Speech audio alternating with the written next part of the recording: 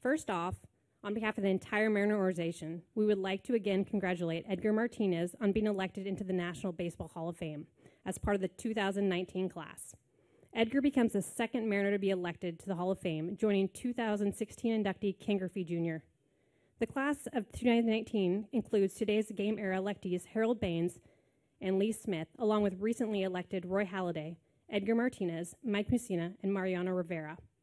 All 6 players will be inducted into the inducted July 21st in Cooperstown as part of the July 19th through 22nd induction weekend. Edgar is currently in New York and will return to Seattle next week and will be available on Tuesday, January 29th at 4 p.m. in this very room. So we look forward to seeing all of you there. Just a couple quick questions. In your packets, you will find recent news releases, schedules, credential information, and everything else you could possibly need for today's event. Also, we will be passing mics along throughout the media program, so if you have a question, please raise your hand, and we'll make sure to get a mic to you. Okay, on to the news.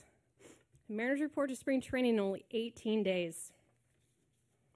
Today, we're excited to share some news with you, all of you, as well as our fans watching on Mariners.com and Facebook Live.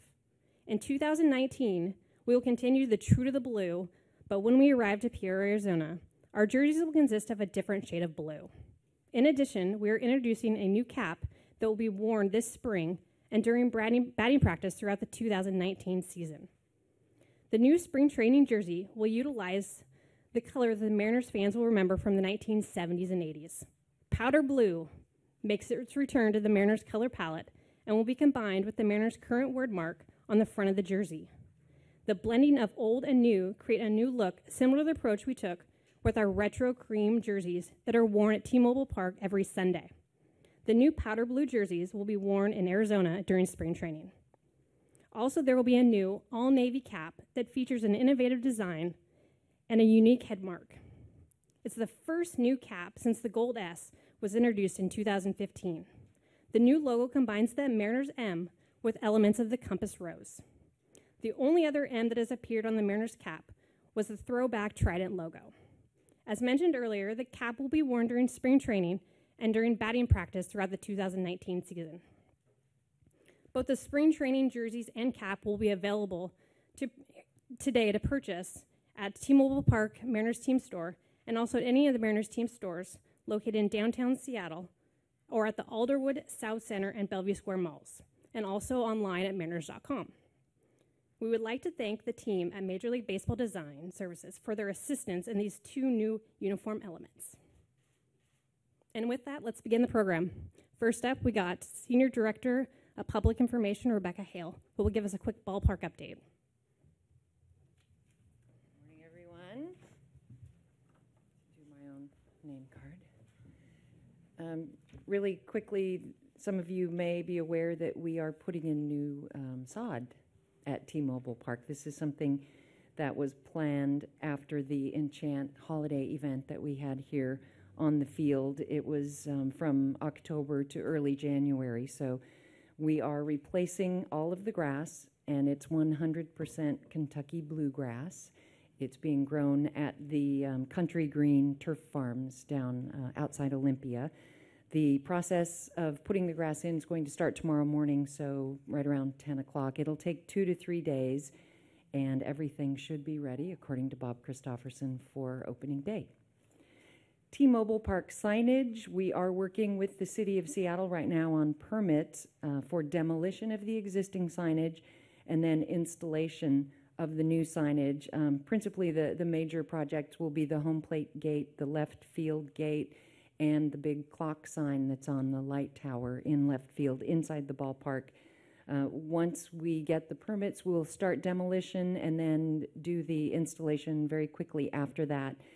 Probably early March to mid-March, we expect to have the majority of the new signage installed by opening day. There could be a few things here and there that we're going to have to finish up during the first homestand and immediately after, but we do expect to have the majority of the signage in place for opening day. We have a couple of events that you might be interested in. The on-base skills clinic, which is for youth baseball and softball And Little League players, we've got J.P. Crawford, Malik Smith, and Justice Sheffield going out to the Go Time Athletics Training Center. That's down in Georgetown. They'll be meeting with kids from the Central District and Rainier Valley area.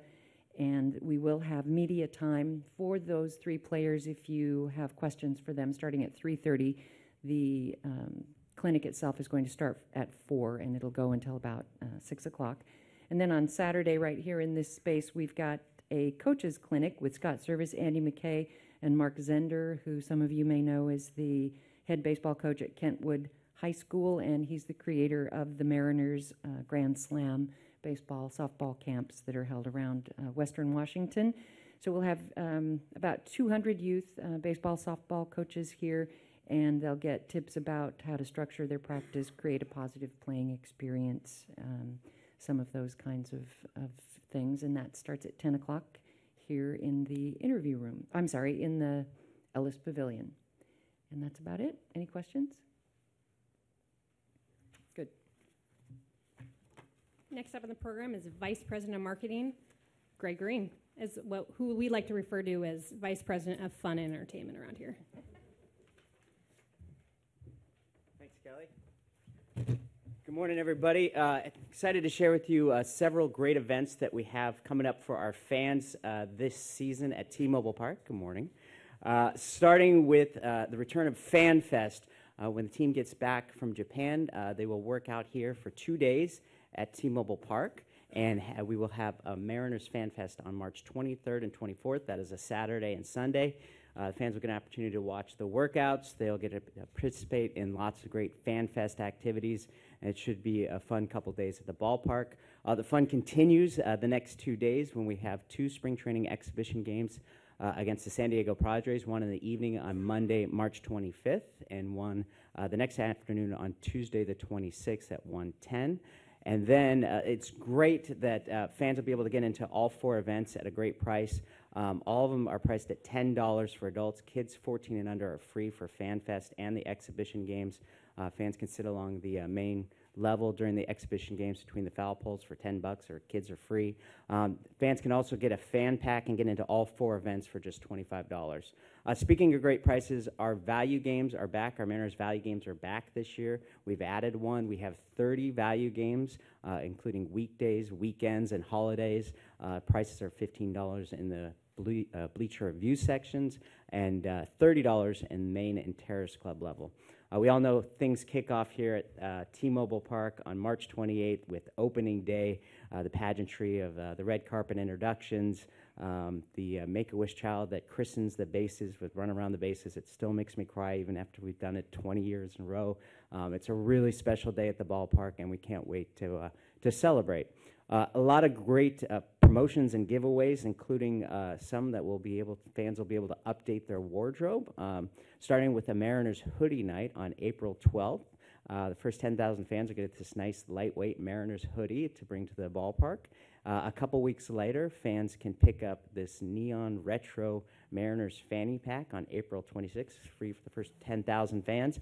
And then to top off your wardrobe, a Mariners trucker cap on May 17th. And if you do come to all 3 of these events, you will get your Brad Adam Merit Badge and look something like this. We are excited about a new event that we're introducing at T-Mobile Park. On June 21st, we're taking a Hawaiian Polynesian theme and combining it with Sweet Lou, manager Lou Pinella, in an event we're calling Luau. Yes, Luau will take place on June 21st, and the first 10,000 fans will get this amazing Hawaiian shirt featuring the Hawaiian hibiscus flower, the Mariners logo, and the visage of Sweet Lou Pinella on it. It's going to be quite a collectible.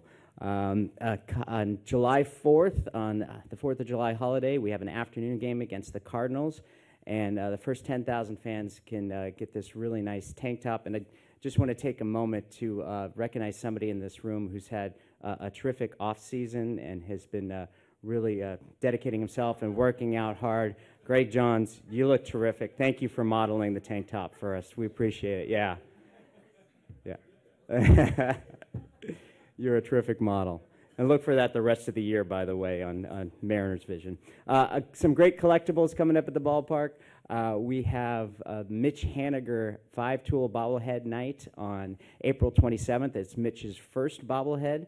They call him the Shed because he has all 5 tools, and you can see he's got the tool belt around his waist there. We also have on May 18th, Ken Griffey Jr. Rookie Year Bobblehead Night. It's hard to believe, but it's actually the 30th anniversary of Junior's rookie year in 1989. We're going to create a bobblehead that celebrates that iconic Upper Deck rookie card, complete with the turtleneck, the gold chain, and, of course, Junior's big 1989 smile. A few celebrations this year at the ballpark, starting with our fireworks nights presented by T-Mobile. We have 6 fireworks nights kicking off on May 31st with a Star Wars themed fireworks night. We'll have lots of Star Wars characters in the ballpark.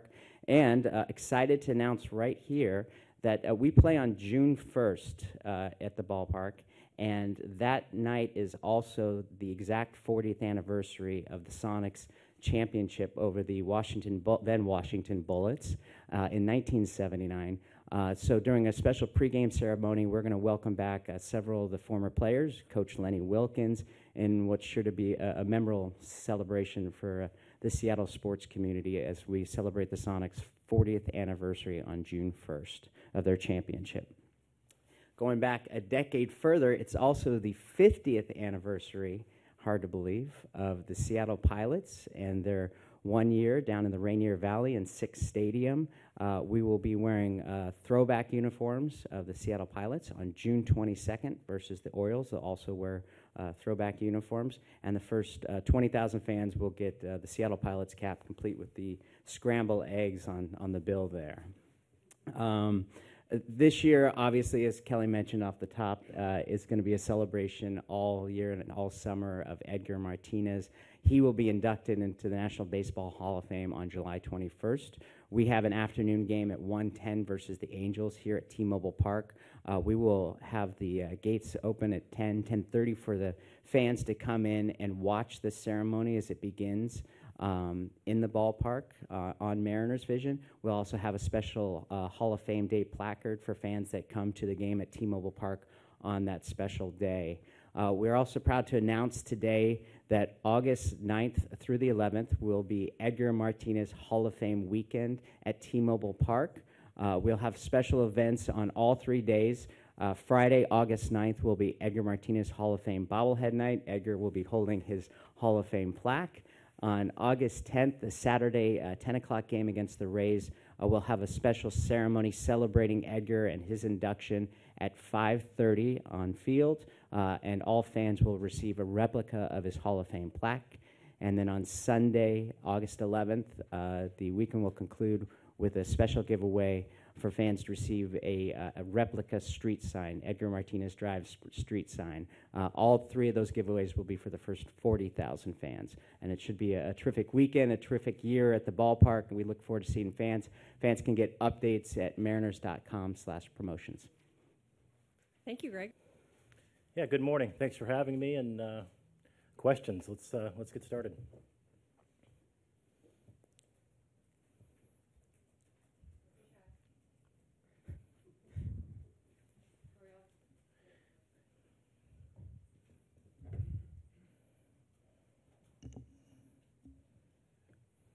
Hi, Andy. Can you just bring us up to date in terms of prospects and minor leaguers in general, anyone who might not be ready to report when the rest of the group does, or is everyone healthy at this point?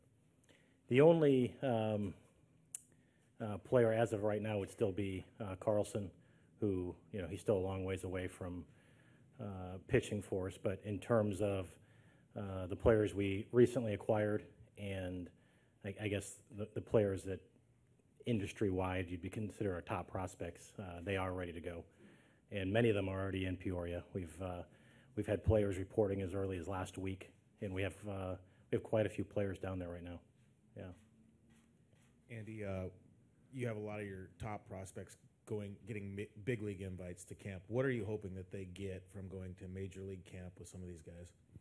Yeah, and this will obviously be a little bit of a different setup in terms of spring training, both in terms of where the roster is at the major league level, and then obviously the trip to Japan, which will kind of alter the normal routine. But really, what you're hoping that they go up, and you're hoping that Scott and the major league staff is able to begin to build a relationship and have impact, and that wherever they end up, whether they break camp on the roster or they're in AAA or AA, that it's more of an organizational view of the player rather than just what the minor leagues is saying. And because a lot of the players that we have acquired are obviously they will be in the higher levels, if not in the big leagues, and so it'll be good for the major league staff to see those players as opposed to like a Cal Raleigh or a Logan Gilbert that Scott and his staff really have no lens to even view the player through yet. They haven't spent any time with him. So really just the relationship building and beginning that process. Andy, can you compare the depth in your system today versus where it was when you first showed up here? Not really. And that's always a tough question. I know I frustrate people with my answer on that, but it is really how I feel, which is every year you have the players you have, and you coach them the best that you can, and you develop them to the best of your ability. I've never been one to get caught up in what I read, either in Baseball America or on the internet or on Twitter. And obviously we're acquiring a lot of high-profile players that were drafted in high rounds, but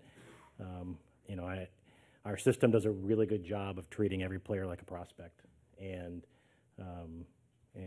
pushing and giving them our best. So, that being said, obviously, when you trade away the players we've traded, the players you're getting in return carry a certain reputation with them, and that is exciting. We'll welcome them just like we do the players we've already had, and we're really excited about it. Andy, there was a good amount of talk about how you say Kikuchi would be handled, and it was compared to what you've done with a number of your starters in the minor leagues, where every 5 or 6 starts they have a shorter start, a much shorter start, and it appears you value the length of season for all of the above. How does that work? What is the intent of that, and what are the results that you've seen from that process? Well, specifically with Kikuchi, I'm not going to comment a lot on that. Obviously acquiring that type of player isn't really part of my job description, so I don't want to get too deep into that. But traditionally in the minor league season, most of your players you do have some type of restriction, and you're kind of dealing with a total number of innings that you'd like to keep the player around. I think the Mariners traditionally were very loose in those restrictions. We're very liberal with them, but you do come across your players, your starting pitchers who are going to have to be monitored. And so what we've done in the past is we've generally kept them on their regular rotation, and they would have what we call a 1-inning start. And if you mix in 3 or 4 of those over the course of the season, it keeps them on their regular rest and their regular routine, but allows you to control it to some extent. And I think the success has been there. It's really something that Scott and Jerry brought from LA, so they've had more experience with it than I have. But we've implemented it, and we are happy with the results because obviously we're continuing it. And like I said, I can't completely speak on what the plan is with Kikuchi, but it'll be something along those lines, because as we know that coming from Japan is a bit of an adjustment. So.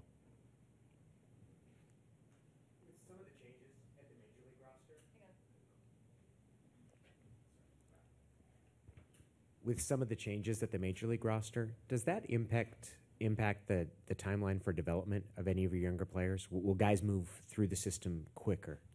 No, not necessarily, and it may, on paper, you may wish that they would develop faster, but development doesn't work like that, and, we can have all the timelines that we want, but, it just doesn't work that way, and the player develops when he develops. So while, organizationally from kind of from Jerry's seat, you certainly have, waves of players and timelines that you would like to have work. They usually don't work that way. And just because you want a player to be in the big leagues in 2020 doesn't mean you do anything different. You can't make him work twice as hard. And as we know, developing players in professional baseball is a really, really difficult job, and predicting it is even harder. So, so I guess the answer would be no. But we obviously have some visions of when players may hit. But really good players, stumble, and they have to repeat levels. When I was in Colorado, Trevor Story really struggled in Modesto and had to repeat the level, and he's an all-star now. Other players move a little bit faster and skip levels, but trying to predict that's really difficult, and not something I'm really interested in. Andy, Nick on Facebook is curious. Oh, Andy over here. I'm lost. Oh, there we go. Yep. Andy, Nick on Facebook is curious about the status of Kyle Lewis. Where is he at heading into 2019? And is he a player that is, not too far off, or where is he heading into 2019? Yeah, we're still trying to assess that. He's actually in Seattle today, but he never really left Peoria. He took some time. He was actually in Atlanta working with Hugh Quattlebaum, our minor league hitting coordinator. He was down in Peoria early, and it's still a little bit of a wait and see. He's missed so much time, but we do feel better today than we've ever felt about where he's at with his progress. I think most of us that have been around Kyle, we really don't have a lot of concern about the ability. It's the health, and this year will be exciting for him to start the season healthy and have a full season, which will really be the first time since he's been here. But in our mind with Kyle, nothing's changed. And just going back to the earlier question of trying to predict development, these things happen, and obviously really delayed Kyle's development in that particular situation. Andy, you stress people, process, and everything. There were some accusations made against you in this offseason. Do you think that will affect you doing your job going forward, or do you have to reassess relationships or any of this stuff going forward with your staff or with your players? No, and it's a difficult situation, obviously, and one that requires thought, it requires reflection, but in terms of the people I work with on a daily basis, the support has been unanimous and 100% positive. The accusations are serious, but they are completely false. I never said anything like that. I've never thought that. I've never felt it. It didn't happen. And fortunately, I think I have a track record with people I've worked with, not just here, but in Colorado and in Sacramento, that it's not very believable. So I'm not planning on addressing it. I haven't addressed it. This is the first time I've addressed it. And, I'm grateful for the Mariners. They've supported me. Major League Baseball is doing an investigation. It's very thorough. It's very complete. And at the end of it, I feel very good about, where my name will stand. But, difficult situation, so.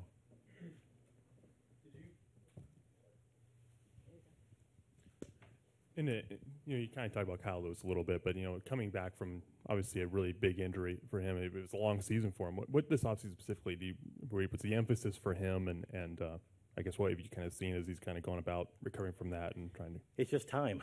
There's not a swing change going on. I mean, we drafted him where we drafted him because of the player he was. He was arguably the best player in that draft. And so when you have injuries like this, it's just time. That's all it is.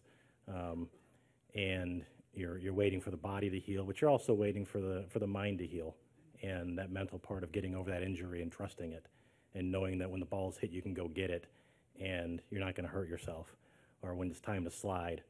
And I've seen him play enough that we've seen all the things we need to. I've seen him run down balls in center field that you go, okay, we're good. I've seen him run out of the box. I've seen the power. It's all there, but these injuries are incredibly difficult, and they just take time. So in terms of what we're doing specifically with Kyle, we're just giving it time to get back to where he was, both physically and mentally, because the player we drafted is a special type of player and person, by the way. And so that's really the only thing we're focused on. Yeah. So Everett Memorial Stadium had artificial turf installed last year. That's where the Everett Sox, one of your affiliates, plays. Do you have any concerns about one of your affiliates playing on an artificial surface? No, not at all. I mean, you have artificial surfaces in the major leagues. A lot of teams are, you have artificial surfaces in high school and college now for the most part, but really specifically with Everett, and I give our ownership group in Everett all the credit in the world for really helping us. It's just a very difficult place to play on natural surface with the amount of use that field gets and the weather they're dealing with. So really it's a compliment to our relationship with our front office people in Everett who went above and beyond to do that for us. And it's a beautiful surface. It plays well. There's zero safety concern. It does affect games in different ways, but we were very excited for it, and our players loved it. And most importantly, from a development standpoint, you don't miss development time. It can rain in the morning, and we can still get out there early and get our work in. So it was much needed, and we were really grateful for the people in Everett for taking care of that for us. Andy, just following up on Ryan's question about the accusations, you guys have been out front from the start in denying all this, but did you have to, I guess for lack of a better term, mend any fences, clear the air at all with any of the Latin players? Did those guys even approach you to even kind of get your thoughts on what really happened? Honestly, I've never had a conversation. I had, literally hundreds of text messages. And, in terms of the players, I don't feel like I need to address it. I haven't sensed a need to address it. And again, I know who I am. I know what I believe. I know what I did not say. And I think the overwhelming number of people who are around me feel the exact same way. So I would have no issues bringing it up and addressing it with somebody if they felt it would help, or if they felt uncomfortable, or if I sensed that they were uncomfortable. I would be proactive and bring it up, but that just hasn't occurred to this point because it's false. It never happened. And there's been a lot of buzz on Jared Kelnick, obviously, coming in. What has been your interactions with him, and what's kind of the plan with him this year? Yeah, quite a bit of buzz, and I think, rightfully so.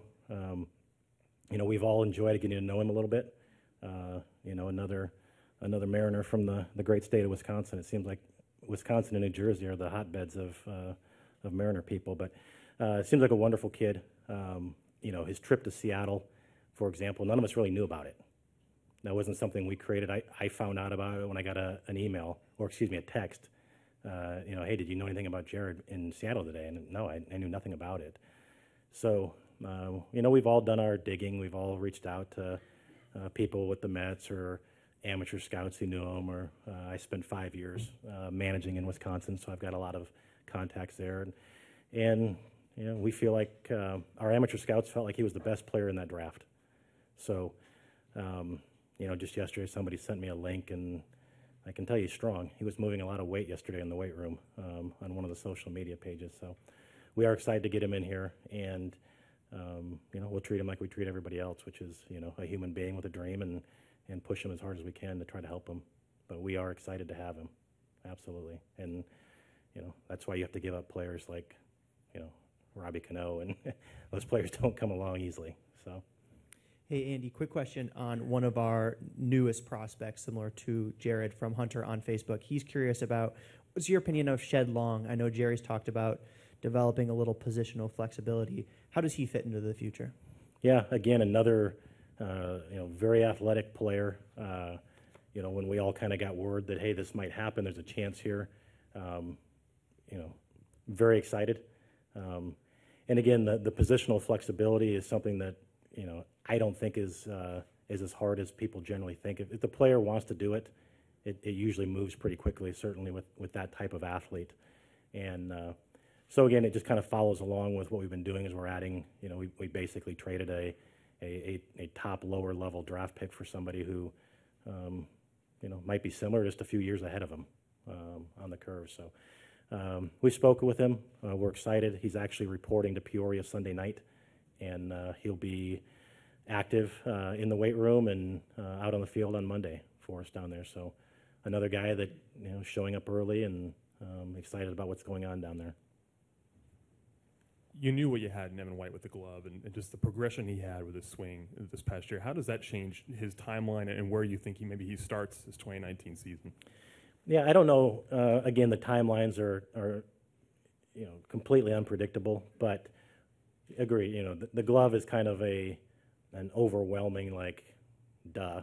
You watch him play, and whether it's an analytic, somebody in the office, or it's an old-time baseball guy, you hear pretty over-the-top comments quickly.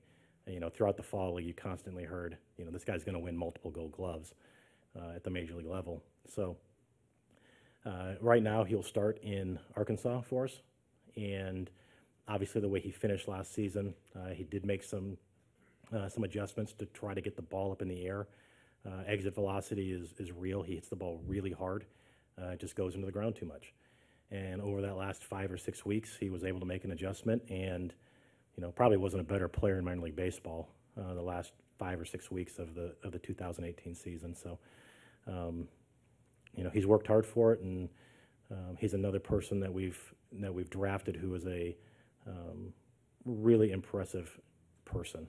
That if we can get him to the big leagues and have that type of human being in our clubhouse, it's going to make a big difference. Sure. Hi. Is there one guy that took a leap last year that surprised you or excited you in a way that makes you think that there's something special here that could really kind of break loose in 2019? That's a tough question. Just off the top of my head,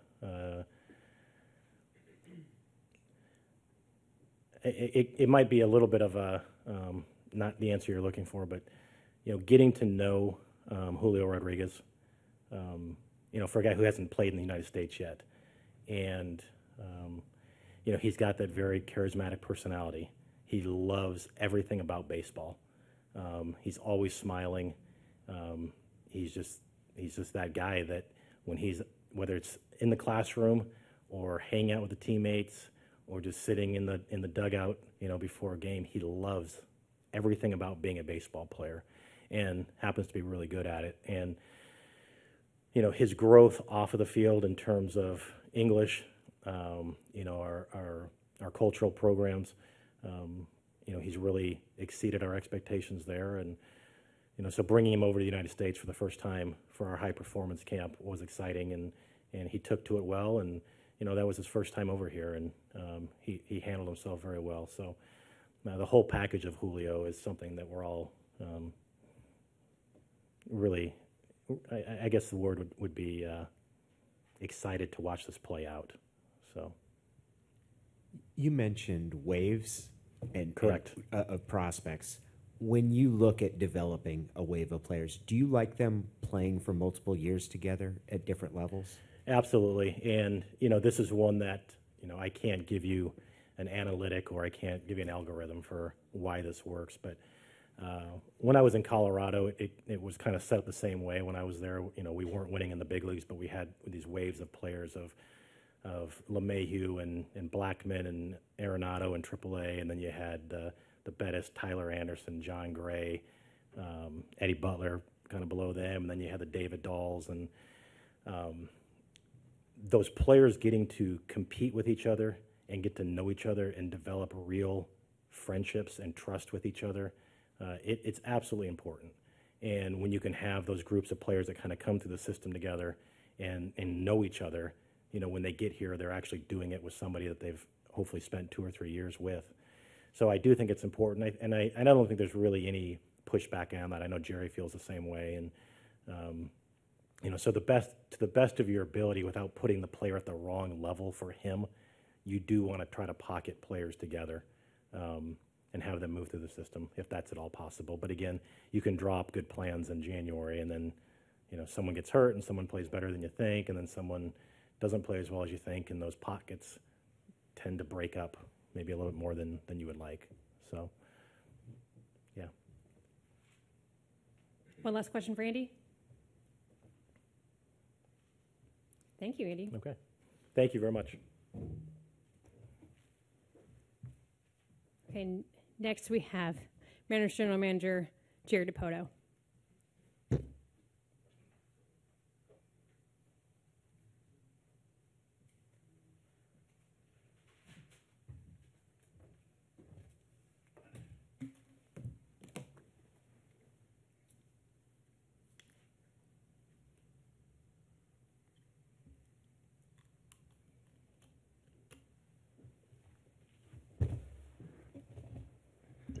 All right.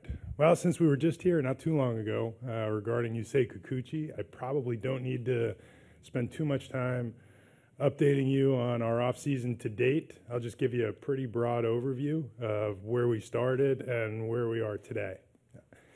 To start the offseason, we determined that it was best for us to take a new look at our roster, maybe not just for 2019, but for what it looked like 2019 and beyond. So this offseason saw a lot of change, some of which we expected, and some of which came as what I would call a pleasant surprise or development. And we've seen a lot of movement, both at the major league level and at the minor league levels. And we feel like this has been about as effective an offseason as we could have imagined based on our plan, which was to resituate our team focused on the long term rather than on trying to build around that small group, the core group that we talked about so often over these last 3 years. When we got here in 2015, and when I say we, Scott, Andy, myself, our present front office group, and field staff, we talked about building around a group of Cano and Cruz and Felix and Kyle Seager, building the floor up around them to be as competitive as we could and to play to a championship level and get to the postseason. That obviously is something we fell short of that goal. We performed fairly well on the field over these last 3 years. Fifth best record in the American League. Unfortunately, that wasn't good enough to get us to a single postseason. And we had to take a new look at ourselves and whether that core of players and building around it was the right tact. Obviously, by what we've opted to do, we determined that that wasn't the case. We moved in a different direction. We believe that we have gotten younger, we've gotten more sustainable, and while we would not anticipate that we are a threat to win the World Series in 2019, we do feel like we're better situated to do this come 2020, 2021. And we especially used 2021 as a target date, just looking at the league around us and the way their rosters were built. So looking at the Houston Astros specifically, the Boston Red Sox, the Cleveland Indians, we felt like by 2021, either by free agency, by age, or looking at their systems, that was the time on the calendar where maybe they would be more susceptible to being caught than they are right now. Because these are elite level teams that are playing at an elite level. They're winning 100-plus games a season, and that put us in a fairly difficult position in trying to catch up. So we viewed 2021 as that championship-type window if we did this the right way, building around a group that was, from an age perspective, in a window that allowed us to crest in 2021. We identified a number of players in our roster, among them Mitch Haniger, Marco Gonzalez, at the time Edwin Diaz, and determined that we would build around that group in the effort to charge toward 2021. We identified a number of young players, young major league players, and prospects who we felt like were ready or potentially ready to crest at that time, targeted them in trades, and then went out and started to make moves. And along the way, we found opportunity where we weren't expecting it, particularly as it pertained to the deal we did with the New York Mets involving Robbie Cano and Eddie Diaz. And we found a lot of those players that we had determined we wanted to access, we were able to get them. Some we fell short, and others we were surprisingly able to acquire players who we didn't think we had a chance to, and willing to talk about each and every one of them. I won't bore you with every trade, but what we were able to do was put a group in place that we feel like makes us a very interesting, fun, and athletic team to watch in 2019 while we watch our pitching grow. And by mid-season 2020, a new and really far more robust farm system has a chance to crest and make us what we think is a really interesting team in the second half of 2020 as we move into 2021. Along the way, we became more flexible from a roster perspective, we became more flexible from a payroll perspective, and we reduced our average age by about 1.5 years, which is really tough to do in one season, while still putting a group on the field that's pretty representative. And oddly enough, this group that we line up or intend to line up opening day 2019, at least from an offensive perspective, is very similar in terms of offensive productivity, if not a little ahead of what our group did in 2018. We still have a lot of questions to answer, particularly on the pitching staff. We're about done with our moves in regard to, major moves. I'd say we're largely done. We will add another arm to our bullpen in the days ahead, which is to say, really in the days ahead. But that might be all we do as we head in. And we're still open to the idea of moving veterans in the hope of getting young players back in return and growing this group forward. We're very excited about the core of this new, young, and exciting team, and really hopeful of what it means for the future of baseball here with the Mariners. This has a chance to be something exciting for us that has a chance to last much longer than what we were trying to do over these last 3 years, and even longer than that. So with that, I guess I'll open it up for questions. It's an overview of our offseason to date and our plan, but glad to answer anything you have. Jerry, you got another reliever coming here pretty soon? We do. Yeah. Not going to talk about it today, though. No. But we do. We are very close to bringing in another reliever who we think can augment this staff and help us continue to grow. Very similar in what a lot of the moves we've made this offseason have been. We're looking for guys who we believe upside still exists, that fit into what we're trying to do, and then in a perfect world have some level of contract controllability beyond just 2019 as we try to grow and determine how our roster can spread out. So we focused on free agents. We haven't been very active in the free agent market, but we have signed a few who fill needs for us, and this will be another in the same light. Is the bullpen your biggest unknown going forward? I mean, if you look at your rotation, your lineup, is the bullpen, because of the pieces that you've moved out, is that your biggest unknown? Without question. There's no question that the bullpen is our biggest guess.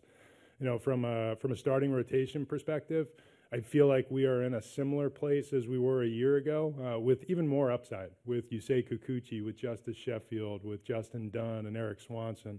It gives us a lot of fun upside in our rotation, and we know a little bit more about Marco Gonzalez. And frankly, we know a lot more about how Wade LeBlanc would handle a full season of starts. So the starting rotation, we're very comfortable is in a pretty good space.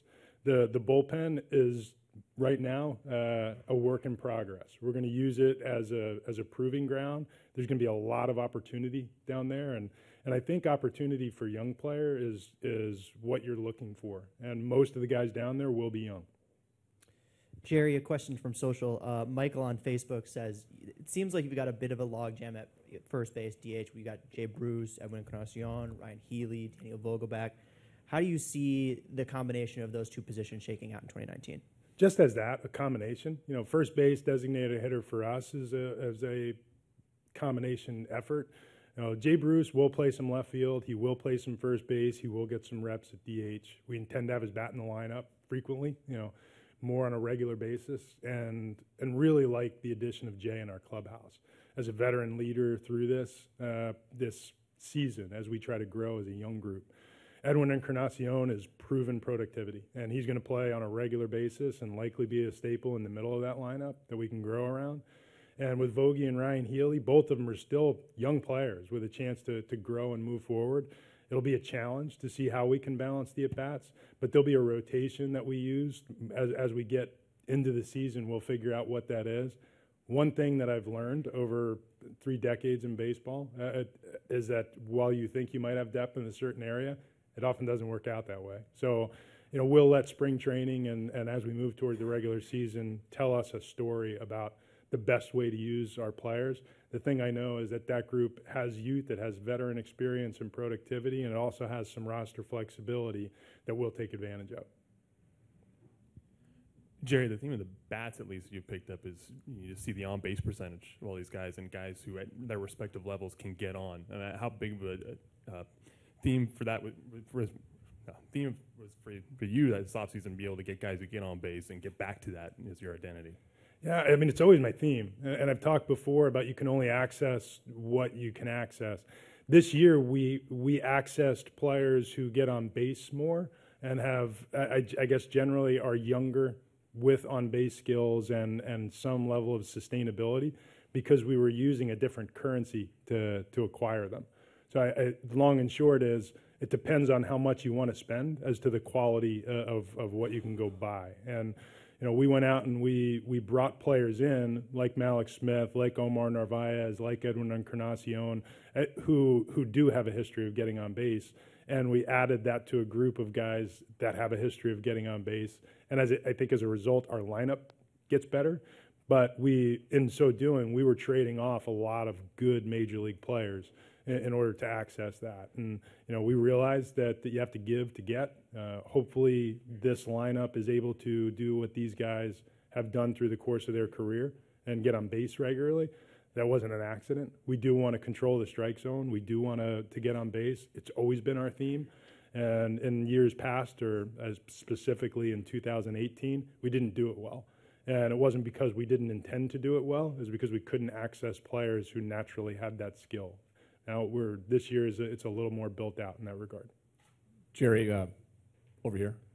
What do you tell fans? Multi-microphones. Yeah, it's multi-mics. My apologies. What do you tell fans when you say we'll be an interesting team second half of 2020 and targeting 2021? What do you tell fans to get them excited, keep them interested, or get them to the ballpark in 2019 when this is obviously a rebuild and not a team that's going to contend, at least in your mind, this year? Well, I didn't think the Oakland A's were going to contend in 2018, and then they went off and won 97 games. And I don't know that they'll contend in 2019, but they might win 97 games again. We're not built largely different than that. And if I ran through our club position by position, we have at virtually every position on the field, we have a player in the prime of his career who's athletic and fun. We should be one of the fastest, most electric athletic teams in the league from an offensive perspective. And we have both the steady, stalwart, middle of the rotation starters and at least one guy who has electric upside toward the top of a rotation that should start the season with us. And we have another group along the way. So we have the chance to grow into something special, and we're going to watch that happen. While we couldn't tell you definitively we're going to win 100 games, I can tell you we're going to try to win every single one that we play. We're not going out there with the intention to lose. And I think that's one of the things that got lost in the weeds so far back as 2 years ago when people started talking about rebuilding and restructuring and ripping it down. You don't have to rip it down to put yourself in a better position. And we feel like what we just did was we put the Mariners in a better position. And if you love baseball and if you love having fun watching athletic players run around and creating a fun environment, this is the place to be in 2019. And we feel like we will crest in 2020 and 2021. And if judging by the number of times I've been stopped on the street or at the airport in the last 2 or 3 months, many of our fans are looking forward to what's to come. Young players are exciting. Jerry, we've talked before about Ichiro's involvement in the 2 games in Japan, but can you envision him being on the 25-man when you guys come back? Don't know. First we have to envision him being on the 28-man when we get to Tokyo. And obviously we did agree on a minor league deal with Ichiro to come to spring training, and we do have hope that when we break for Tokyo, he's healthy and ready to go. If that's the case, we're going to give him an opportunity to play. But this season for us is about giving opportunity to young players, and we're going to focus on those young players over the 162. And the goal of 2019 for us is to position ourselves for that midseason 2020 and 2021. We won't do anything that harms the long-term outlook of the Mariners for a short-term gain. Jerry, kind of along those lines, some of your younger prospects kind of below the AAA level, what does this do having this year where you do have that little bit of time where you can do some things in their development, and what do you look for in them to move them forward? Well, we have so many exciting players in the system now at that level. Shannon's talking about the guys below, I guess at the lower levels in our system. We have the ability now with so many 25 and 26 and 27-year-olds at the major league level to slow the development at the A-ball levels, at least to the point where we're giving these kids the opportunity to fail. And player development in many ways is pushing a player to failure. You want to see a player get pushed, not to dominate a specific level, but to push him into a position of failure, because that's eventually what's going to happen to him at the major league level, and then to see how they react to that. That's part of the development of a player, and I think part of the development of a human being. So we'll give these kids the opportunity to play, and players like Julio Rodriguez and Jared Kelling and Logan Gilbert, so many that we've added to our system, Evan White and Kyle Lewis, many of the guys that we've recently acquired, like Dom Thompson-Williams, like Jake Fraley, give them an opportunity to go out to get the requisite at-bats and not have to rush them along because we need backup at the major league level. We feel like what we've added at that AAA major league level in terms of the young player, the J.P. Crawfords, the Justice Sheffields, and Eric Swansons, Shed Long, so many young guys, Dylan Moore, that we've added over the course of this last offseason that give us protection or some exciting young player that either starts the season with us or we envision moving into a role on our major league club, allows those players AA and below to progress at the appropriate rate without having to rush them through the system. Jerry,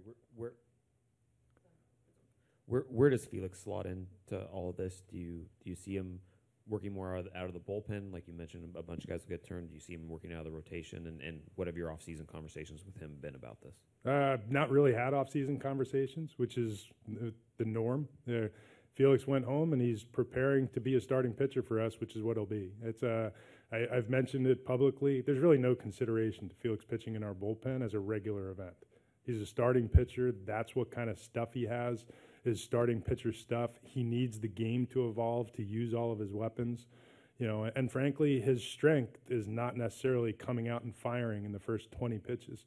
His strength has been to incorporate all of his stuff and pitch over the long innings. So I've heard the rumblings of making Felix a closer. I don't want to put the kibosh on it anymore to say that's chatter at the water cooler. That's very unlikely. Jerry, Andrew on Facebook asks, obviously headed into this year, got a different ball club, and with that, a different field of camp. What constitutes a great spring training for the 2019 Mariners? Progress by young players. We will go into spring training getting a chance to look at so many young guys. You've now seen our invite list. It looks a little different than in years past, at least during the time that Scott and I have been here, through the system that Andy's running. We are inviting a lot of players that have not played above the AA level, largely because we want to see what they do. We want to see what the players look like, what Kyle, what Evan White, what the young players look like in this environment, and particularly opening up in Tokyo. We're looking at this as a great advantage. We have to leave to go play in Tokyo. We'll be gone for a week. We still have to play A games in Arizona. We're going to have a group of young players that we're able to leave behind that are going to get real experience versus someone else's A team, so to speak. They won't be facing other guys that are destined for AA or AAA at the end of games. They're going to be facing a Cy Young contender or All-Star at the start of a game, which gives our young players an opportunity that most don't have in a normal spring training setting. So we're just looking for progress from the young players, to watch them evolve, to watch them find some level of comfortability in and around a major league clubhouse. And we also want to see our culture develop. A lot of what we've done over these last 3 years has been geared toward culture development. And, we may need name tags this year going in like we did in 2016. But of the 3 years I've been here, culturally, my favorite year was 2016. For that very reason. It was exciting, it was new, and it was a bunch of players that had no expectation but to get to know one another. And it happened in such a fun way. And that was a fun team. We won 86 games, but there was joy in that clubhouse really from day one. That's the way we'll view spring training. Jerry, regardless of the merits and demerits of the Martin accusations, what degree of responsibility do you take for the situation devolving? All of it. I hired her. And at the end of the day, we believe that I guess justice will prevail. There's an ongoing investigation that I'm not going to get into clearly, and I know Andy has already answered on his own behalf. I've been at this now for 30 years. I know a lot of people in the game. I'm not a sexist, nor am I a racist. The accusations that have made are untrue. I believe that will wash out as this unfolds. But I can only speak for myself. The responsibility for the development of the program and hiring Dr. Martin to come here was on me, and I take full responsibility for it. I'm embarrassed at how this has unfolded, but we're not going to stop the programs. The programs and the logic, they make all the sense in the world, and in many ways, what we've been able to develop at the minor league levels from a high performance and a data gathering perspective has been widely successful. And I think this is a chance for us to grow forward. We all make mistakes. And, this is one of them for me. One of them is learning from them and moving on in a productive way. And hopefully this is that moment. Jerry, because your new catcher, Narvaez, has such a different skill set, than your previous catcher. How do you help him developmentally in terms of framing, pitch calling? He has to learn an entirely new staff. And maybe this trickles down to guys like Cal Raleigh, too, who may be a catcher of the future. How much do you really dig your heels into that in spring training? Well, we've already started that, Corey. Omar was down with Scott, with Tony Arnerich, our organizational catching coordinator, down in Peoria this past week, working on some of the nuances of pitch framing. Omar he is the number 2 catcher in terms of on-base average among all catchers in the big leagues over the last 2 years. Trails only Buster Posey. We understand where his strength is, and that's it. He gets on base, and we understand where his weakness is. Omar's got a strong throwing arm. He's been above the league average in controlling a run game. He has not excelled in pitch framing. That's something we feel like we can help him with. And while we might not turn him into a superstar receiver, he has aptitude, he has a want to do it, and if the last 3 days of last week were any indication, he's a quick learner. Jerry, about Ichiro, after come back from Tokyo, and are you thinking still he going to possibly play, or you thinking to move to the front office like last year? Yeah, that's a lot of it's going to be up to Ichiro, to be honest with you. Our intent in signing Ichiro is to bring one of the great players in the history of baseball, not just in the history of the Mariners organization, back to the playing field and see what happens, especially because this is what he wants to do. And, we want to handle Ichiro with all the respect and gratitude in the world for what he's done for the Mariners organization and really celebrate him for what he's done globally for baseball. What happens after we come back from Tokyo? Again, first we have to ensure that he's healthy enough to be on our roster in order to go. But when we come back, our goal is to develop our young players. And I don't know how more clearly I can say that. We want this season to be about Mitch Haniger and Malik Smith and Domingo Santana. And whatever happens as we get into the season, we want to develop that group of players. And we have a responsibility to veteran players who we've committed to. Guys like Jay Bruce and Edwin Encarnacion stand out. So there's a playing time. We can't make up extra games in a season, and we can't create spots on a roster, but we can be open-minded to what happens. When great players get opportunity, it's amazing what they can do with it. And I don't ever want to guess what will happen with Ichiro if he gets an opportunity to take his at-bats, because I'm sure he's made a career out of proving people wrong, so I'm not going to guess on the side that says he's wrong. I don't see a trainer on the lineup here, so I hope you don't mind me asking you, but an update on Sam Tuivailala, and are any players reporting with restrictions in spring training? In regard to Sam is actually coming along pretty quickly. We still anticipate that we won't see him till sometime in June, but he's already going through mobilities. He's doing his kind of quick movements and starting his running routine on an Ultra G weightless treadmill. In regard to restrictions, just one player. With the exception of Sam, one player, Anthony Swarzak, is likely to start late. He is coming into spring training, has thrown in this offseason, has progressed to a mound. We are slowing him down, so the likelihood of him being ready to go first day of spring training is not great, though we believe that he's going to be ready for opening day, but that remains to be seen.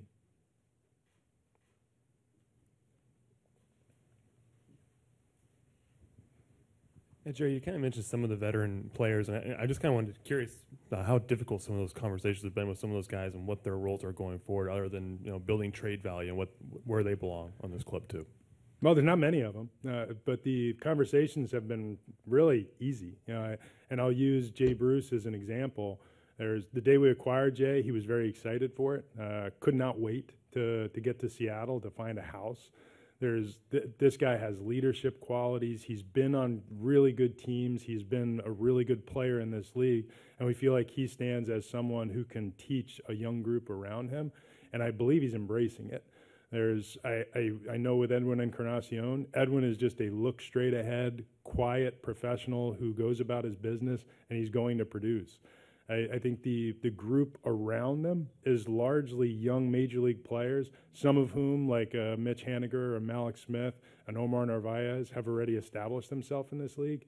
And there really are no other veterans to have difficult conversations with. We are built around young major league players with a smattering of older players and when I say older, we don't have very many players on our roster that are older than 31. It's been a fun offseason, I think, for Dee Gordon. It's been an exciting offseason for Mitch and for Marco to watch as this has transpired. Anthony Swarzak, like Jay Bruce, really looking forward to the opportunity. The free agents that we've attracted to Seattle have been very excited about what we're trying to do because they see opportunity. And again, players enjoy opportunity. We're very honest about where we are in our building pattern, and I think the players understand it and are excited for it. Can you kind of flesh out how your rotation is going to set up, and at what point you mentioned about Kikuchi and wanting to limit some time with him? Could you go to 6-man by the end of the season with Justice, with Justin Dunn possibly come up, Eric Swanson? You have a lot of starting pitchers. How do you get some of these young guys starts by the end of the season? Oh, we're going to get them starts. And I think some of it is the flexibility that the young players provide you with Justice, with Swanson, with Dunn, and what I think might be others as the season develops. There's opportunity, and we're going to use Yusei Kikuchi's inning management as a chance to develop those guys. We're open-minded about how, whether it's the opportunity to give one of them a spot start on a biweekly or monthly basis, whether it's the opportunity to bring one or two of them along as multi-inning bullpen guys who develop a larger inning total by coming in partway through games and then help them evolve into end of season starts over the last 60 days. But we do have 5 starters that come to camp in no certain order: Marco and Mike Leake and Felix Hernandez and Yusei Kikuchi and Wade LeBlanc. And then we have a group behind them of Justice Sheffield and Justin Dunn and Eric Swanson and Tommy Malone, guys who give us immediate protection and give us the opportunity to develop in the second half. There's any number of ways we can use them. All of them have pitched, with the exception of Eric Swanson and Justin Dunn, at the major league level.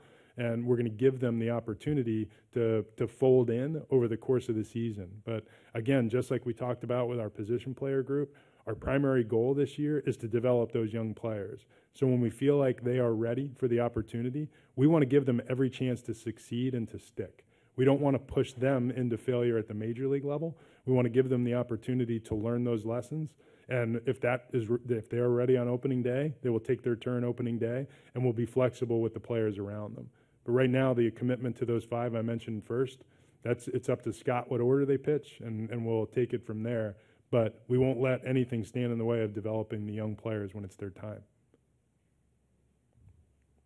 I think that's it for Jerry. Thank you, Jerry. Next up on the schedule is manager Scott Service.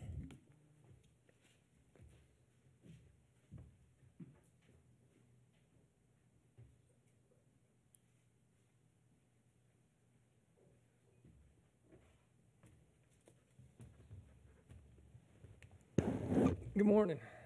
The joys of coming on behind Jerry. It's always a challenge. I do not have an opening statement. I will take questions. So if anybody's got anything, hey Matt, how's it going? Fire. Scott, just the whole approach that you guys are taking for 2019. Did you have to be convinced of that? I guess. What was your reaction when you guys first kind of talked about doing this? No, I didn't have to be convinced at all. I think going through the season we went through last year, and the disappointing finish, not finishing it off and getting into the playoffs, there's going to be some change. And when we got together at the end of the year and talking, Jerry and myself and some others about the direction we need to go, and I'm all in. I'm excited about it. I think people who know my roots, understanding in player development, working with young players, it was a direction we need to go. I didn't know it would happen as fast as it did. And Jerry moving not at 60 miles an hour, but at about 120 miles an hour, it happened really fast. But it's a good thing. It sets us up going forward. We can build something here that we can sustain success and win a division and get deep into the playoffs. That's what it's about. Believe me, I would have taken a second wild card spot last year, but it didn't happen. And when you're going to retool and transition your club, let's try to win the American League West. Scott, just looking at some of the players you have coming in and kind of doing some pre-spring training fumbling with batting orders and things. What excites you about your batting order, and specifically, where do you see a guy like Haniger, who batted in a couple different spots but maybe had his best stats hitting up the leadoff spot? How does he change for this year? Well, I think our batting lineup will be much more fluid than it has been in the past. Typically Cano hit 3, Cruz was 4, Segura was 1 or 2. We were pretty much locked in those spots. What this group does is we will be more flexible with it. It could change day to day, which Shannon will enjoy, and asking the questions about that. And I know fans get into that. What you're trying to do is just trying to get your best hitters at the top of the lineup. The more at-bats for the guys who get on base and are more productive. And, over the course of a year, every slot down the lineup takes some at-bats away from guys. So you won't get the traditional lineup every night. It'll be fluid. Mitch did a great job in a number of spots that we've hit him in. He did take off when we put him in the leadoff spot last year, which was great. It was exactly what our club needed at the time. And Mitch was fired up about it as well. But the makeup of our team is different. You could see Malik Smith at the top one day. You could see Haniger there one day. You might see Dee Gordon back there at some point. So we'll be fluid and be flexible in how we set that up. Hey, Scott, closely related to that question, Andrew on Facebook asked, where do you see Dee Gordon fitting into all of this? I know he's been excited about the makeup of the club, but where do you see him fitting in positionally, and is he going to return to the leadoff position? Well, we asked a lot of Dee Gordon last year. We knew it when we acquired him to move into center field, and I really tip my hat to him. He went all in on trying to be as productive as he could defensively in the outfield. And we asked him to come back in when we dealt with the Robbie Cano situation, and he did it. Dee is a very big-time team player. Disappointing for Dee, he didn't have the typical Dee Gordon year offensively. A number of reasons. Just after a pretty good start, he just didn't get it going after that. He had the toe injury. I think the biggest thing for Dee is the comfort factor of getting back into home for him is second base, and then getting into a lineup, feeling good about where he's at. Right now, Dee probably does not lead off for us. But as you guys know, over the course of 6-month season, things change. But it's about getting on base. Dee knows that he's going to have to do a better job in his swing decisions. Dee did not walk last year. We knew when we acquired Dee, Dee doesn't walk. But it was at a record low last year. And it's something that we've talked about this offseason. He's aware of it. You will see him take some more pitches. And you got to get on base. You can't use that speed if you're not on base.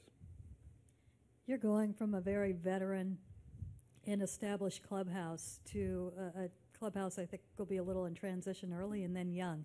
As a coaching staff, as a manager, does that enable you to do things differently, or does it require you to do things differently? No, it's a good question. It requires you to do things differently. I think when you bring in a number of young players that maybe don't have established routines or how they go about their daily business in preparation for the game, you've got to help them along. You've got to coach them up. And along with that, I think it's really, really important with younger players that you clearly define kind of where the boundaries are. And I talk about the structure and the discipline that goes into being a productive major league player. Some of the guys have figured it out. Mitch Haniger is a very routine-orientated. It's very disciplined. Mitch is good to go. He's fine. Other guys, Marco's right on it. The guys that have been through the league and get it, other young players, maybe not so much. So from a leadership standpoint, leadership comes from many different spots in the clubhouse. In a perfect world, you'd like it to come from your best players, but that's not always the case. So that's where it's upon myself, my coaching staff, the training staff, everybody that touches these players to help out and guide them. And I'm really looking forward to it. I am very excited to go to spring training, to get with this group, and better word, hit the reset button a little bit on our clubhouse and what we got going. Scott, kind of going off that, given all the roster turnover and Jerry's vision, how would you measure success or failure this season? I think for me, getting asked this question a couple different times, continued progress, and what we look like in April is not what we should look like in September. Giving young players opportunity. Some of them are going to step up and take it and run with it. Others aren't. Okay, this isn't going to be an easy fix. There'll be some bumps in the road, but steady progress. And I think the biggest thing is even when we leave spring training, the goal this year will be a lot of education. And I'm talking about educate versus dictate. We're going to educate why we do things, why it's important for us to control the zone. This is where it leads, okay? So it's really important for me, once we leave spring training, do our players understand our language? Are they talking the same language amongst themselves? Are we driving home the right points to ultimately get where we want to go? Okay, there's a reason we believe in controlling the zone, because that's what the teams in the playoffs do. On the mound and in the batter's box. Can we get all of our young players, a lot of them never been exposed to it before, to buy in? That takes time. Okay, but continued success for me is just moving in the right direction, not the roller coaster ride. We were on a heck of a roller coaster ride last year. Kind of stay away from that this year. Scott, Where over we at? here. Rips. With all these younger pitchers, do you ever envision a bullpen day from time to time? Yes, there will be a bullpen day from time to time. A lot of the bullpen day stuff, it plays into the health of your starting five. Can we keep our starting five healthy all year? It's really hard to do. You will need a 6-starter, a 7-starter, an 8-starter. It happens to everyone. So the bullpen day sometime, it's by necessity with YK on our staff, and we have to be creative to keep him healthy throughout the course of the year. That's the goal. The goal with Yusei is to get him through the whole year healthy and let him adjust to the American game. In doing so, we're going to have opportunity for other guys to step up, pitch multiple innings, maybe a spot start, or come in after a very short outing by YK. So, the bullpen day, the opener, all those things are in play. That's part of the game. That's the way the game is at right now. Scott, from a managerial perspective, what did you learn about the second half of 2018 that you want to avoid in 19, besides the obvious roller coaster problem?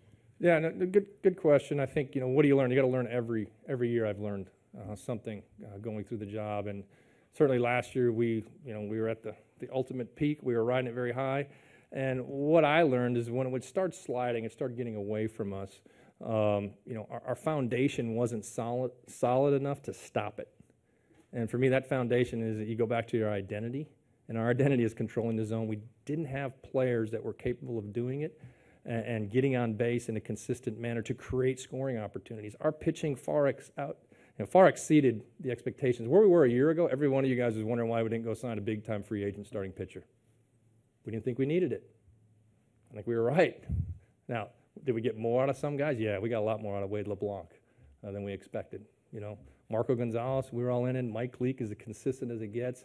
So from a pitching standpoint, and understanding the ability to control the zone, control counts, really, really important. Our pitching was great, but what really hurt, we just couldn't. Our foundation was not solid enough on controlling the zone to create consistent offense. When I look back on last season, that's what we've learned from it. Scott, Mike Zunino was such a big part of your roster, your pitching staff last few years. To move on without him, Omar Narvaez, David Freitas, some of the non-roster guys you're bringing in here. How do you feel about catcher at this point and how that shakes out for you and your comfort with that position moving into spring? Certainly, like Jerry's mentioned, and we've traded a lot of good players away, Mike being one of them. Was a guy that I was very close to, helping in his development along the way. When a veteran, I guess Mike is a veteran, now catcher goes out the door, there's always a little bit of uncertainty. That's why, reaching out, talking to Omar Narvaez, spending a few days with him last week in Arizona. And it's Arizona last week wasn't a complete overhaul. It's just one or two things we wanted him to focus on before he got to camp. Getting to talk to him, understanding, his makeup, how he's wired, his ability to communicate, the work ethic. I feel really good about it. He's got some things to work on. A lot of these players do. That's why we get paid to coach. But I'm excited about bringing him into the mix. He's excited about being here. I think we've introduced some things to him that he has not been exposed to before. We'll see how he reacts to it. But I think we'll be fine. There's going to be a little bit of a learning curve, certainly, new pitching staff for him to catch, but he's up for the challenge. Scott, you've mentioned before that there are some managers who don't like coaching young players, and you've said you've always have enjoyed managing young players. What about that? Do you feel it makes it easier for you to be able to manage some of the young players? And obviously, you got that opportunity now. Yeah, there's two things they bring. Young players are very hungry. There's something to be said for that. They want to prove themselves. They want to prove themselves, as real, legitimate major league players. They want to prove themselves to their teammates. This is their opportunity. So when you're hungry, oftentimes you're open to a few more suggestions, some different things that'll help you in your game. And young players bring a lot of energy. It's a long season. You need that. I enjoy it. I think the upside that they bring, you can dream on some of these guys, and that's the beauty of baseball. How good can we be? We're going to find out. We're going to find out a lot of these guys because we're going to give them a chance. Scott, since you and Jerry showed up, I think you've mentioned controlling the zone about 50,000 times since you got here. You mentioned it a bunch today. Yeah, I mean, outside of the obvious, which I guess is swinging at good pitches, what does that mean to you? Yeah, it's swing decisions, certainly in the batter's box, and swinging at pitches that you can do damage with. Now, one guy, and all of our players, Ryan Healy's a guy that comes to mind. Ryan Healy's got power. When he gets his pitch, he can certainly do damage. And getting him to understand the numbers behind it, when you swing at this pitch, you have a lot less chance to do much damage with it. So being more selective and understanding what you're looking for when you come to the plate. On the mound, one thing, last year we led the league in the least amount of walks given up. Our pitching staff did. That's pretty good. There's a lot of good pitching staffs out there. That's why we had a good season. We controlled the zone on the mound. So on the mound, you're controlling counts. We can talk all day long. What's the most important count? Is it 0-0? It's 1-1. The difference between going 1-2 in the count versus 2-1 is huge, and what that does. So that'll be the focus, and it's something that we've always talked about here. I think we have an opportunity here to really ingrain that. It's something that gets hammered to our minor league players. With the new players coming in, we just have to get better at it when it starts going bad. And you have those stretches every year where you're going to lose 5, 6 in a row. How do you stop it? And it's not just waiting for a starter to roll out there and throw you a one-hit shutout. That's the easy way. But on an offensive standpoint, we've got to stay true to your core, and that's our core. Scott, you dealt with the WBC a few years ago, and now you're dealing that was with bad. Yeah, you're dealing with games in mid-March that actually count, and a truncated spring training where you're leaving after 30 days. How do you get ramped up early? How does the process change going into the spring? It changes a little bit in the fact that, we start spring training a little bit early, and everybody knows spring training is about the pitchers. Get them ready, get their innings in, make sure they're in good shape, and hopefully you're ready to go when you break camp. Now, I don't think you'll see whoever pitches in those 2 games in Japan to go out there and throw 7 innings and throw 100 pitches. That's not going to happen. So we'll manage that a little bit differently. The games in Japan, it is what it is. It's a great opportunity. I'm really looking forward to the trip to Japan. I think where we're at as an organization and as a ball club, when you travel like that together to a place that nobody's comfortable, you have to rely on each other. We will learn a lot about each other on that trip. And the fact that, the guys get to bring their spouse with their significant other is good. That brings those people together as well. The timing of it couldn't be any better for me and us going to Japan. So I'm looking forward to it. Our players are looking forward to it. We will ramp it up a little bit quicker, but we got plenty of time. Spring training is probably a little too long anyway. We jump on a plane, I think, March 14th to head over there, and we're really excited about it.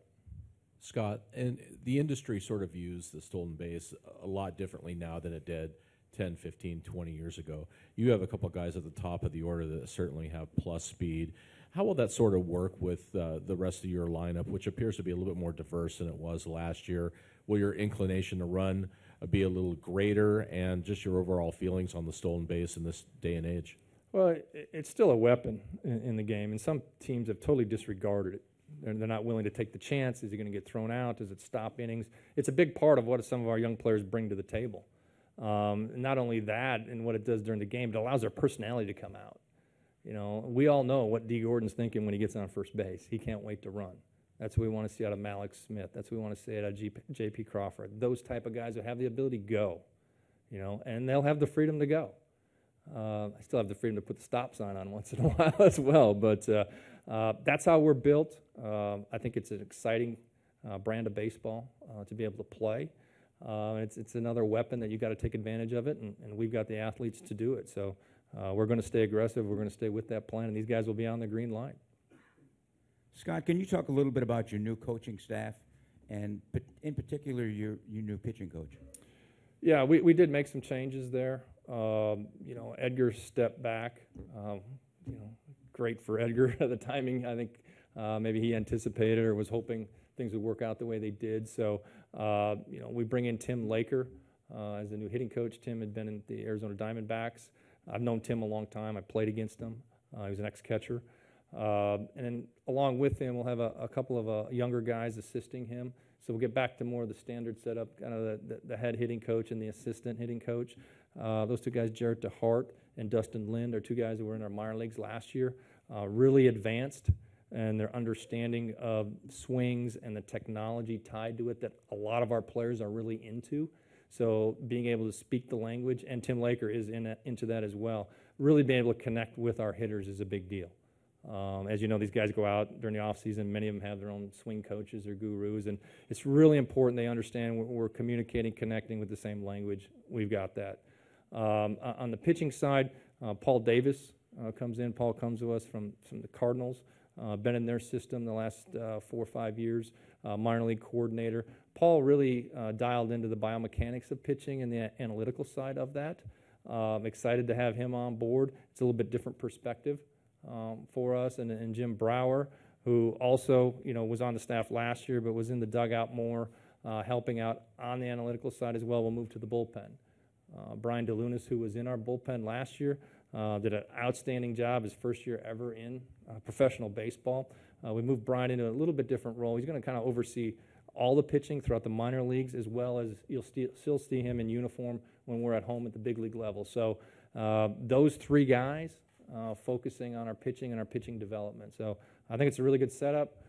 We bring some different personalities in, and some guys I think will do a good job educating our players on where we're trying to go. Scott, over here, question from Brian on Facebook. Yes, is there one guy that you're kind of keeping your eye on headed into 2019 that others may not be thinking of? I got a lot to keep my eye on this year. There's a lot of new faces. I don't know if there's one guy in particular. I think the one thing that's been exciting for me, and we have about 40 to 50 players working out in Arizona right now, minor league guys, and being around that and understanding we have a little shift in our organization right now, probably pay a little bit more attention and in tune to certainly our minor league players and what's going on there in their development, hoping they can get here as quick as possible. So I'll pay more attention there, but there's not one in particular. There's a lot that I'm really looking forward to seeing. Again, the amount of talent we have acquired here in this short a time, it's unbelievable. It really is. A testament to the guys in the front office and Jerry. And I've been through this before. I was with Texas when we did a similar thing. I kind of went through this as a player when I first started out with the Astros. There were some names that nobody knew about. Nobody ever knew about a guy. Who's this guy, Jeff Bagwell? He ended up being okay. I don't know if we acquired Jeff Bagwell, but we're going to find out. So the patience that it's going to take, and I think for our fan base, I know Jerry said it earlier, I get the same responses. People are looking forward to it. And I know it's not the household names. Believe me, by the middle of May, they'll have plenty to root for. Scott, I asked this to Jerry earlier, but you've obviously had these conversations with these players too. Some of the veteran guys, guys like Kyle Seager and Dee Gordon and Jay Bruce, talking to them about their roles for this coming season and the step back, and what were the conversations like, and what they're going to bring besides building their own trade value at this point? Yeah, certainly those players that been in the league for 5-6 years or more. They're locked in on their routine. They want to produce. Some of those guys are coming off down years. You talk about Kyle, Dee. They want to get back to playing like they know they're capable of. They're very proud. And the one thing both of those guys have done is they've adjusted their offseason programs a little bit. I know Kyle has done some different things this offseason. He feels good about where he's at. He wants to get back to being an elite third baseman in the league. He's certainly got the ability to do it. But as you get older, you got to adjust your programs a little bit and your off season. So the conversations have not been difficult. I think you just be honest. This is where we're at. This is where we're headed. We need you on board. There's no reason for them not to be on board because they want to produce. And along the way in those guys' career, there were veteran players that helped them along as well. And sometimes when you give, you get a lot more back in what you learn and what you pick up from an energy standpoint and stuff like that. So I think it's going to be a really good mix. Scott, Jerry said your bullpen will be your biggest question mark going into the season. Do you have to have a closer? I mean, the guy you're supposedly signing today. How does that work when you start slotting out your bullpen going forward? There's going to be. I don't think there's any role set right now. Certainly our bullpen was a strength of our ball club last year, what Eddie did and what Colomé was able to do down there. But it'll be a work in progress. It'll probably frustrate some of your fans, Ryan. But as far as, there may not be a set closer on a particular night. You look at the lineup and you look at different pockets in the lineup, and we might have our hottest reliever may come in the game in the 8th inning because we're playing the Astros and we're at the top of their lineup, and that's the pocket where they can impact the game the most. So you try to match up there. It will frustrate some people, but there's a method to the madness. Some nights it'll work, some nights it may not, but that'll be the approach going in. Thank you, Scott. Thanks. Next, I'm going to have Mariners broadcaster Rick Riz come and help me introduce our next 3 guests.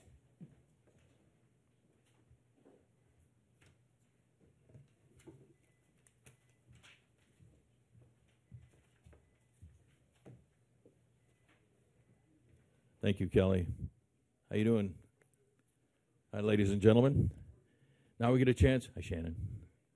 We get a chance to see the future of this franchise. I'm going to introduce 3 of the young players that Jerry acquired during the course of the off-season. I'm sure many of you already have had an opportunity to visit them already over the last few months, but I get a chance to meet them for the first time, and hopefully I think a lot of you as well.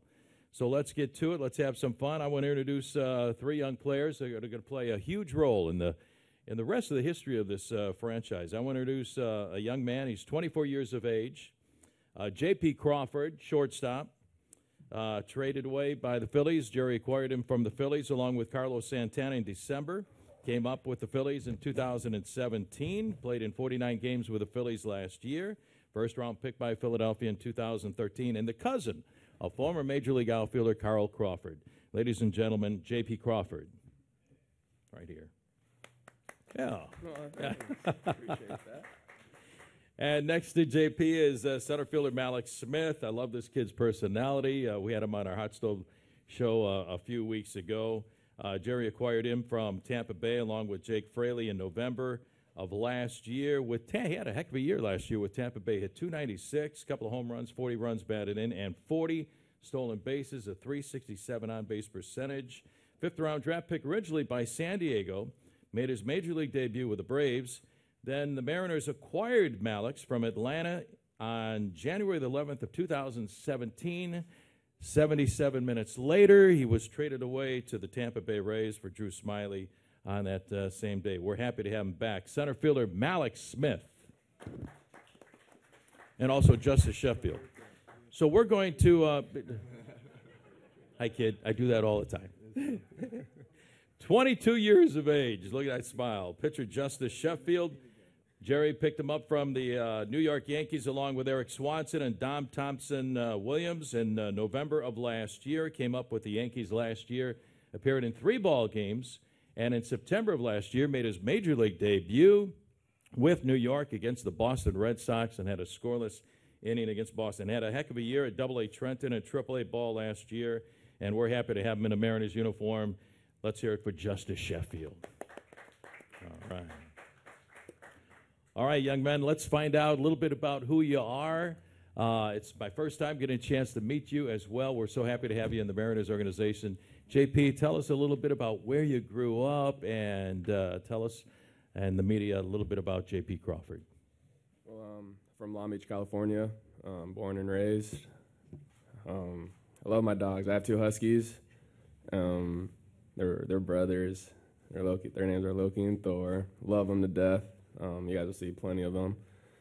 I'm a real easygoing guy. I mean, I'm real family, big on family, baseball, and that's really about it. I mean, two most important things in life for me right there is family and baseball, and it's really about it. I don't go out, don't do anything crazy, just handle my business and stay at home. Love it. Really about me. Malik, how about you, buddy? Where did you grow up? Tell us a little bit about your family and Malik Smith. How we doing? Malik Smith. I'm from Tallahassee, Florida. Born and raised. Mom, dad, They're both still together. Brothers, sisters. I got one brother, 2 sisters. I almost forgot about that. That's crazy. All older, so I'm the youngest of 4. Probably the least athletic in my family. Wow. What else?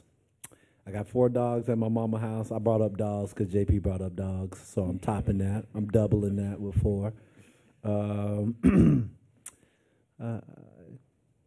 I guess you'll learn more about me. I don't know. You got to ask questions. I can't just really come off the head with personal ideas and whatnot, but thank you. I'm Alex.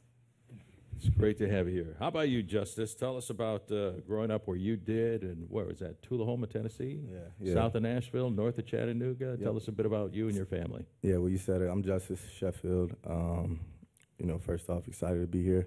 Grew up in Tullahoma, Tennessee, hour south of Nashville, like you said. I got 2 brothers. One who went to Vanderbilt, pitched at Vandy, got drafted, plays with the Dodgers right now in their organization. And then I got a younger brother he's cold, so he gonna be coming quick. So, I got drafted out of high school, and that was that. Made it to the big leagues, ready to come over here and do my thing. So, like I said, it's hard to talk about myself. So if y'all got questions or anything like that, I'll be happy to answer those. Oh yeah. I do have one dog, Rocky. So 7 dogs between you, I think. I counted up and everything. Tell us a little bit, real quick. We'll start with you, JP, again, your reaction when you heard about the trade to Seattle. What was your reaction? I wasn't going to say I was happy, but I was kind of shocked. But, it's a business. It's the way life goes, and I was happy. I'm happy to get over here to a new organization and make a name for myself and hopefully make an impact on this team and, just bring in some energy and just to change the culture up around in this organization. How about you, Malik? Initial thought, Jerry's going to flip me again. No, but I was happy. I was happy to be back, I'll actually get to suit up as a Mariner, hopefully this time. Jerry, don't do it again, please. But overall, just excited about the obstacles that lay ahead. I know we haven't been to the playoffs in a long time, so I'm excited about actually helping us get into the playoffs, and just changing the culture, getting to meet my new teammates, and having fun on the baseball field. Great. Justice, how about you? Yeah, I think the main thing for me is, when I first got traded, it was, I was surprised too, but, I've been traded before, so, I know how to, kind of how the business goes. But other than that, I was just excited, ready to come over here, meet my teammates. I don't really know too many of these guys over here, so that was the biggest thing for me, to get in the locker room and, get in there and mesh and build relationships, and then get out on the field and do what we can do. And, that's changing things. Changes this thing around. I wasn't a part of this last year, but I seen what the team did, and I know that we can build off that. All right, let's open up for questions from the media. Just go ahead. JP, you're obviously a big Avengers fan, I assume. What's your favorite Avengers film? The new one, the Infinity War. Okay. And outside of Loki and Thor, what's your favorite character? Got to go Black Panther. Okay, gotcha. Mm-hmm. And then for all 3 of you guys, Jerry and Scott have talked about how there's a plan mid-2020, 2021 to kind of get this thing going. Obviously, they're counting on you to be a big part of that. And I just wonder kind of what you guys feel about they're putting their odds of success in your hands. Is there pressure that comes along with that for you guys? No pressure. It's a game. We get to play this for our job, so that's fun. But it's still a game. We're going to come out here, have fun, and just apply youth, really, to the game and see where that takes us. Yeah, pretty much same thing. Same thing right there.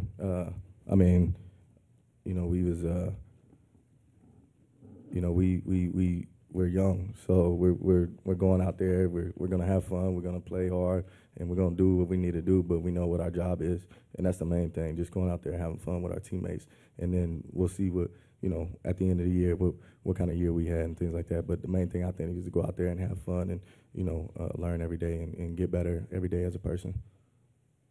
Yeah, definitely. And just going out there having fun, like they said, but also comes a fine line of having fun and still competing hard at the same time. I mean, you want to win as many games as possible, but, everything's not going to go your way all the time. So how are you going to deal with that? I mean, you got to have fun, keep your mind off some stuff, and, just hopefully win some games.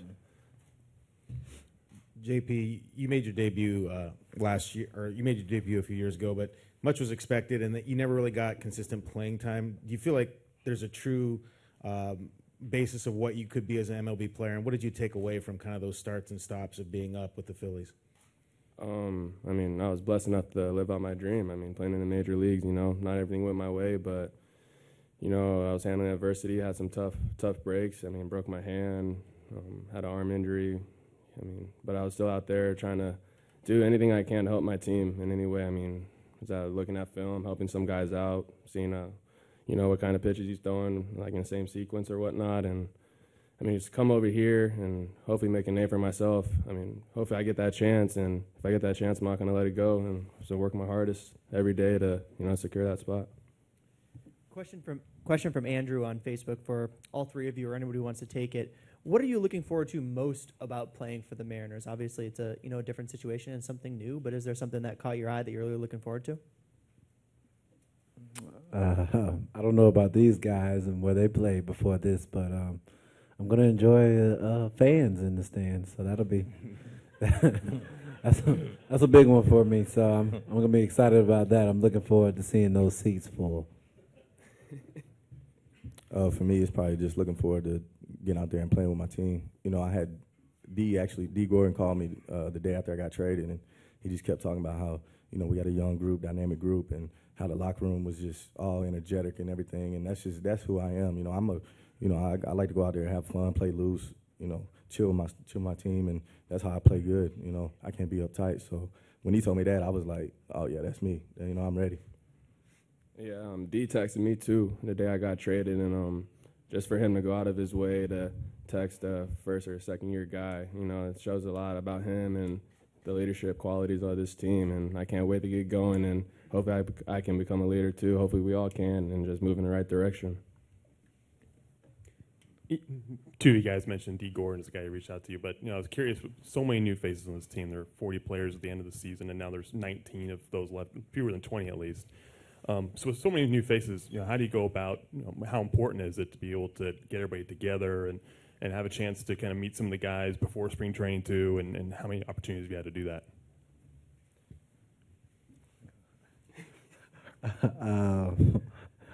I'm sorry for my fillers, and the things like that. I'm trying to work on that. Dang, did it again.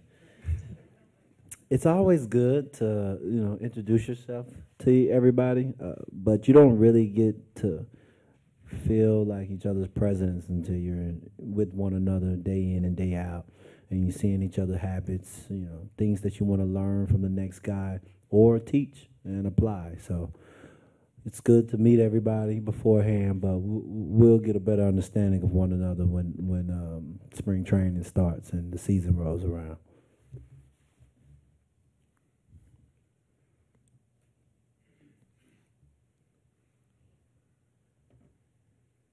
JP, what did you learn from your cousin, Carl Crawford? I watched him for many years. He was an outstanding player. What did you learn from Carl? The main thing he stressed was just having fun. Just playing loose. Don't stress out too much about it. Just go out there, do your thing. You're there. You made it. You have talent. Everyone knows that. So why you got to put more pressure on yourself?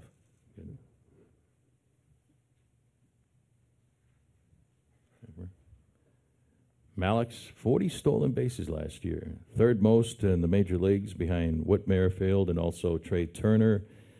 Of all the great base stealers that you'd had a chance to look at, who'd you like to emulate and who stands out for you? Because you can do that.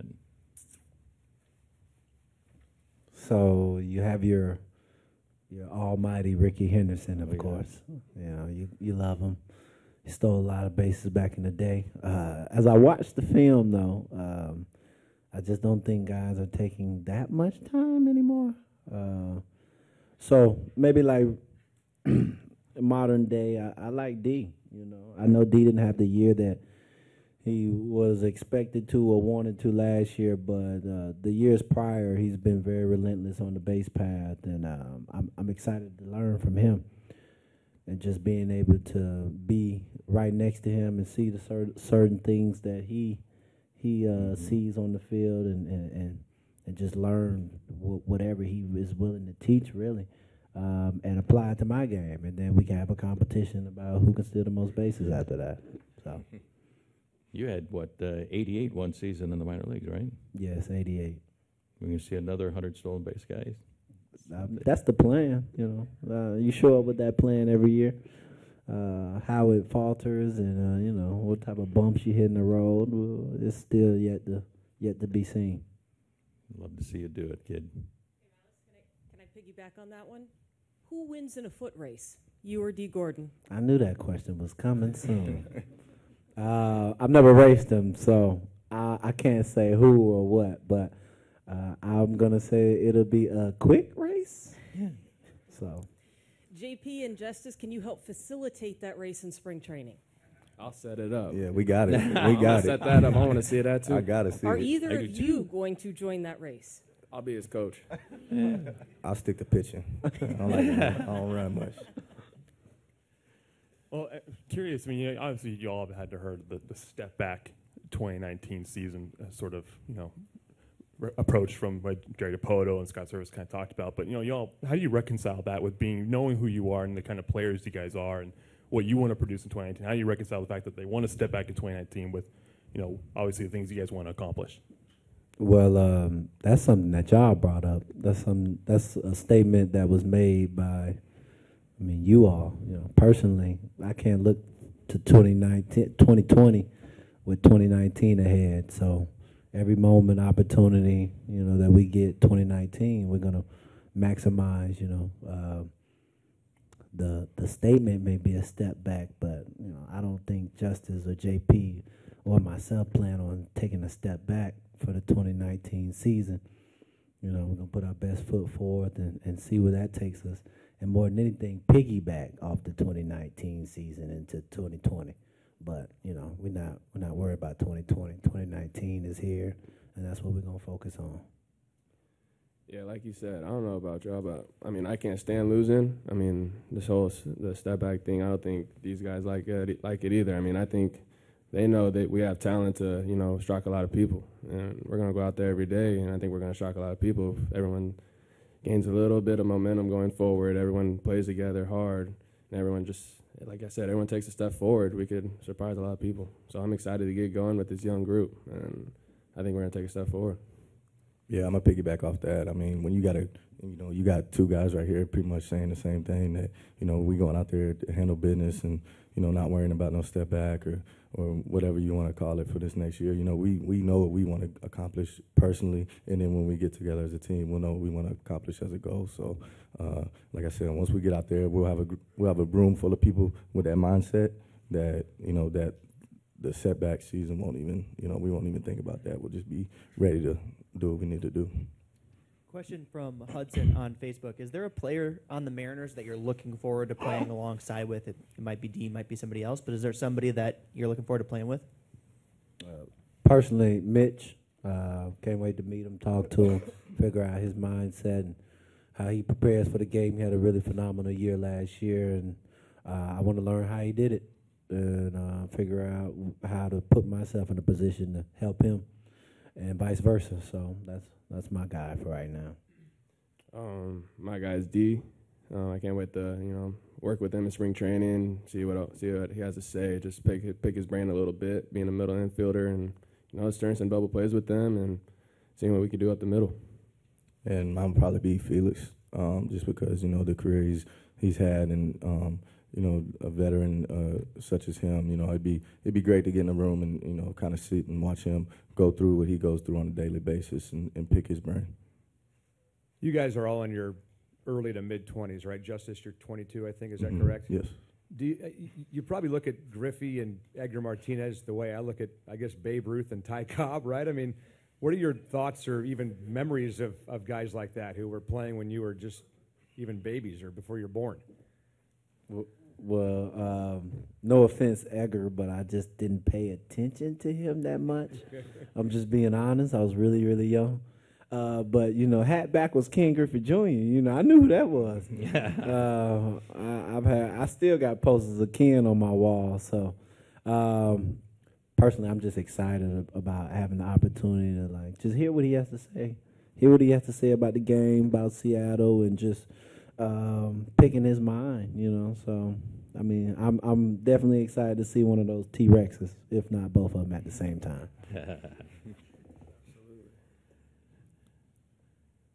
Yeah, for me, it's pretty crazy just because, you know, some of the guys that I actually looked up to growing up still playing. So, you know, when I was actually with New York playing against Boston, you know, David Price was obviously over there, and that was my dude growing up. That was a guy I always watched, always emulated, things like that. And, you know, for me to be on the same field as him, you know, pitching against his team, that was crazy. But, you know, I know it's good to be starstruck a little bit, but, you know, I know that I'm out there on the same field as him, you know, at the same level. So I got to realize that, you know, what my job is to do. But it's pretty cool to see, you know, guys that you look up to, you know, sitting across the dugout or in the same room as you.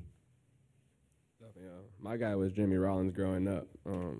Just the way he played the game, and he played shortstop just like me, so I modeled my game after him. And last few years in Philly, I got to work out with him and just picked his brain a lot. And it's crazy just watching guys growing up, and then you're in the same clubhouse, you're in the same dugout as them, and I mean, it's crazy, you know.